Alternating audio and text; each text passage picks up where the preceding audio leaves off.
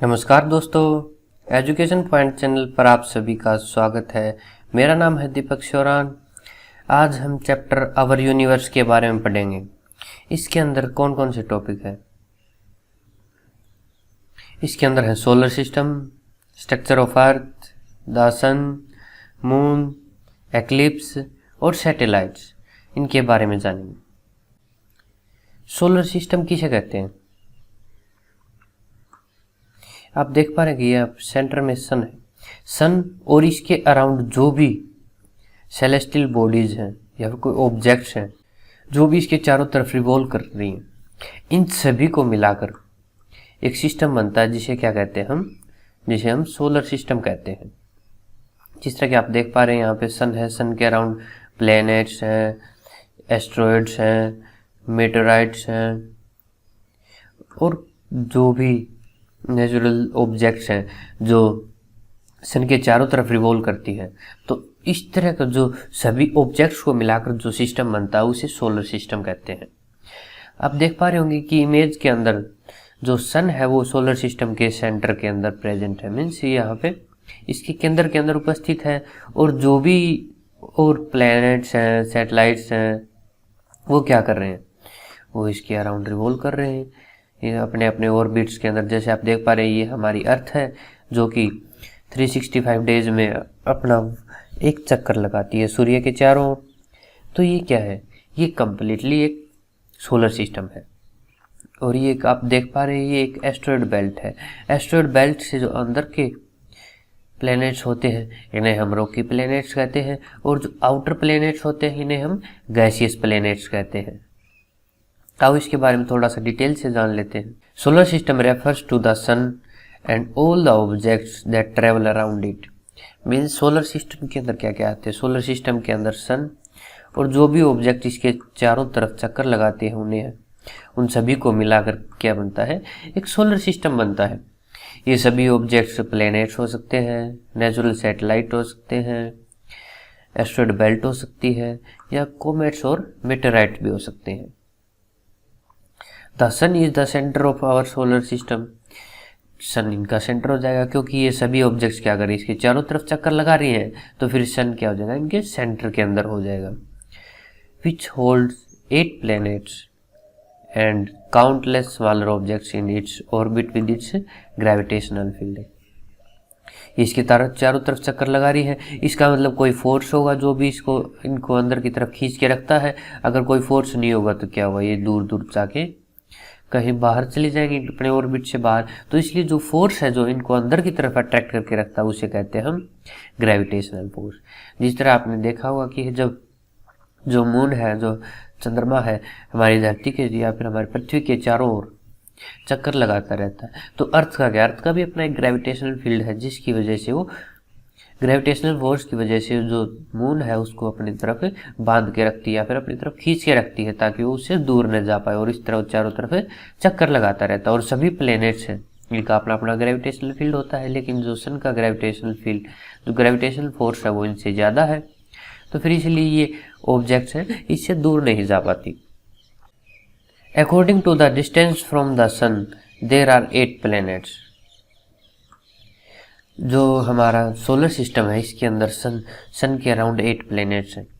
पहले 9 प्लैनेट्स थे, जो अब 9th प्लैनेट है जिसे कि प्लूटो कहते हैं, उसको अब हटा दिया गया है और इसे एक ड्वार्फ प्लैनेट की कैटेगरी में डाल दिया गया है, क्योंकि ये जो प्लैनेट्स की कंडीशंस है उनको फुलफिल नहीं कर रहा था, इसलिए इसे एक अलग से ड्वार्फ प्लैनेट बोल दिया गया। जो 8 प्लैनेट्स हैं जो सन के अराउंड रिवॉल्व करते हैं, कौन कौन से हैं? मरकरी, वीनस, अर्थ, मार्स, जुपिटर, सैटर्न, यूरेनस और नेपच्यून। ये सभी प्लैनेट्स हैं, इनको डिस्टेंस के अकॉर्डिंग बताया गया है। Pluto was earlier considered as a planet but now it comes in the category of dwarf planets. इसे पहले प्लैनेट की कैटेगरी में रखा गया था, लेकिन अभी इसे एक ड्वार्फ प्लैनेट घोषित कर दिया गया है।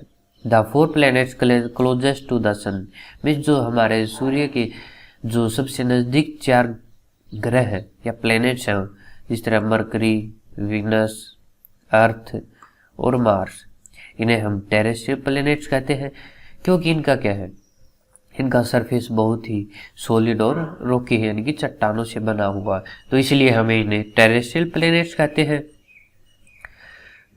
और जो आउटर प्लैनेट्स हैं, जो यानी कि जो मार्स से दूर है, जो जुपिटर और सैटर्न है, इन्हें गैसियस जेंट्स कहते हैं। क्योंकि गैसियस जेंट्स क्यों कहते हैं, क्योंकि ये गैसों से मिलकर बने हुए हैं, जिस तरह हाइड्रोजन और हीलियम, इसलिए इन्हें हम गैसियस जेंट्स कहते हैं। और जो इनसे और आगे जाएंगे तो दो प्लैनेट्स और हैं, जो कि यूरेनस और नेपच्यून है, इन्हें हम आइस जेंट्स कहते हैं।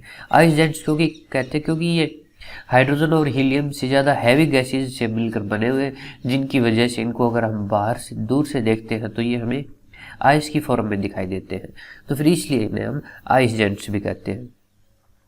जो हमारा सोलर सिस्टम है, इसके अंदर सिर्फ एक ही प्लेनेट के ऊपर लाइफ पॉसिबल है, जो कि अर्थ है।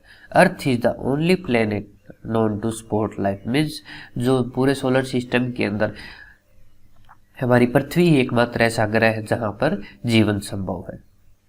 जैसा कि आप इसके अंदर देख पा रहे हैं, अगर डिस्टेंस के बेसिस पर बात करें तो सबसे पहले आता है मरकरी, मरकरी के बाद सेकंड नंबर वीनस का, थर्ड नंबर पर अर्थ, फोर्थ पर मार्स, फिफ्थ पे जुपिटर और सिक्स्थ पे सैटर्न, सेवंथ पे यूरेनस और नाइन्थ पे नेपच्यून।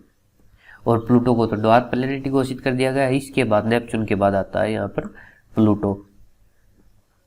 तो ये जो आप एस्ट्रॉयड बेल्ट देख पा रहे हैं, जो इससे अंदर के जो भी प्लैनेट्स हैं, ये मरकरी, अर्थ, वीनस और मार्स, ये सभी टेरेस्ट्रियल प्लैनेट्स हैं, या फिर इन्हें रॉकी प्लैनेट्स भी बोलते हैं, क्योंकि इनका सरफेस किससे बना हुआ है, चट्टानों से बना हुआ है, तो इसलिए इन्हें रॉकी प्लैनेट्स बोलते हैं। और जो इस बेल्ट से बाहर के जो 4 प्लैनेट्स हैं, जिस तरह जुपिटर, यूरेनस, सैटर्न और नेपच्यून, इन्हें हम गैसियस प्लैनेट्स बोलते हैं। इन्हें क्या बोलते हैं, इन्हें हम गैसियस प्लैनेट्स बोलते हैं। और जो लाइफ है वो सिर्फ एक ही प्लैनेट के ऊपर पॉसिबल है, यानी कि जो जीवन है वो सिर्फ एक ही प्लैनेट के ऊपर संभव है, वो है हमारी पृथ्वी। और जितने भी प्लैनेट्स हैं, इनके अंदर किसी के ऊपर भी जीवन संभव नहीं है। स्ट्रक्चर ऑफ अर्थ, यानी कि हमारे अर्थ का स्ट्रक्चर कैसा, अंदर से अगर हम उसको काटें तो फिर क्या क्या दिखाई देता है। हमारे अर्थ के 3 पार्ट्स कौन कौन से, क्रस्ट, मेंटल और कोर। जैसा कि आप इस इमेज के अंदर देख पा रहे हैं, ये जो सबसे आउटर लेयर है इसे हम क्रस्ट कहते हैं, जो कि आपको ये दिखाई दे रही है, बिल्कुल जो कवरिंग है इसे हम क्रस्ट कहते हैं। और जो इसके अंदर ऑरेंज लेयर है इसे हम मेंटल कहते हैं। जो अंदर येलो और वाइट है इन्हें कहते हैं हम कोर। जो येलो है इसे हम आउटर कोर कहते हैं, और जो वाइट है उसे हम इनर कोर कहते हैं। जहाँ पर हम रहते हैं, जहाँ पर आपको माउंटेन्स और ओशियंस, जो भी बिल्कुल इसकी बाहरी सतह है, उसे हम क्रस्ट कहते हैं। जैसे आप इस इमेज के अंदर देख पा रहे हैं, यहाँ पर वाटर है, यहाँ पर लैंड है, तो फिर ये क्या है, ये हमें क्रस्ट के ऊपर देखने को मिलते हैं। जैसे ही हम धरती के अंदर और गहराई में जाएंगे तो फिर आपको मेंटल देखने को मिलेगी। क्या मिलेगी, मेंटल। जो लेयर है इसे हम मेंटल कहते हैं। इसके अंदर मैग्नीशियम और आयरन सिलिकेट आपको देखने को मिलते हैं। और जैसे ही इसके अंदर जाएंगे तो आपको क्या मिलेगी, एक आउटर कोर मिलेगी। आउटर कोर के अंदर जो आयरन और निकल है वो लिक्विड फॉर्म में होते हैं, यहाँ पर आयन की मूवमेंट होती रहती है, जिनकी वजह से हमें अर्थक्वेक भी देखने को मिलते हैं। और जैसे ही इसके अंदर और जाएंगे तो एक लेयर और आपको दिखाई देगी, जिसे हम आउटर कोर कहते हैं। यहाँ पर सॉलिड आयरन और निकल देखने को मिलते हैं, जिसकी ये क्या है, बिल्कुल सॉलिड होते हैं, और यहाँ पर टेम्परेचर भी बहुत ज़्यादा होता है। अब इनके बारे में थोड़ा सा डिटेल से जान लेते हैं। क्रस्ट, जैसा कि आपको बताया था कि जो सबसे आउटर लेयर होती है उसे हम क्रस्ट कहते हैं। The crust is the outer most layer of the earth. It has continents and oceans. Means जो हमारी धरती की जो सबसे बाहरी सतह होती है, जहाँ पर हम रहते हैं, मीन्स जहाँ पर जो भी एक्टिविटीज़ करते हैं तो फिर उसे हम क्रस्ट कहते हैं। इसके अंदर ही हमें कॉन्टिनेंट्स और ओशियंस देखने को मिलते हैं, मीन्स महासागर और महाद्वीप देखने को मिलते हैं। There are humans, animals and plants that live on the earth's crust. यहाँ पर आपको इंसान, जानवर और पेड़ पौधे भी देखने को मिलते हैं, क्योंकि जो हमारी धरती है इसकी बारिश तय है, इसी के ऊपर ही जीवन संभव है। The crust is made up of rocks and its thickness varies from 5 km under the ocean floor to the 31 km under the continents। जो हमारी धरती की क्रस्ट है वो किससे मिलकर बनी है? वो चट्टानों से मिलकर बनी हुई है, और इसकी मोटाई जगह जगह पर बदलती रहती है। जिस तरह जहाँ पर महासागर हैं तो फिर वहाँ महासागर पर क्या है, कुछ इस तरह की जो क्रस्ट है कुछ आपको इस तरह से देखने को मिलेगी। जो महासागर है वहाँ पर क्या है, पानी है, तो फिर पानी के अंदर क्या है, इसकी मोटाई कम है जो कि 5 किलोमीटर तक है। और जो महाद्वीप है मीन्स जो कॉन्टिनेंट्स हैं जहाँ पर लैंड है वहाँ पर आपको ये 31 किलोमीटर तक देखने को मिलेगी। तो फिर इसकी मोटाई कितनी है, इसकी जो थिकनेस है वो आपको ओशियंस के नीचे 5 किलोमीटर तक देखने को मिलेगी, और जो कॉन्टिनेंट्स है या फिर लैंड है वहाँ पर आपको 31 किलोमीटर तक देखने को मिलेगी। Some minerals like silicon, aluminium, calcium, sodium and potassium are found in the Earth's crust। ये कुछ मिनरल्स हैं जो कि हमारे जो अर्थ की क्रस्ट है वहाँ पर आपको पाए जाते हैं। मेंटल, क्रस्ट के बाद लेयर आती है उसे हम मेंटल बोलते हैं। जिस तरह आप देख पा रहे हैं ये जो लेयर है इसे हम मेंटल बोलते हैं।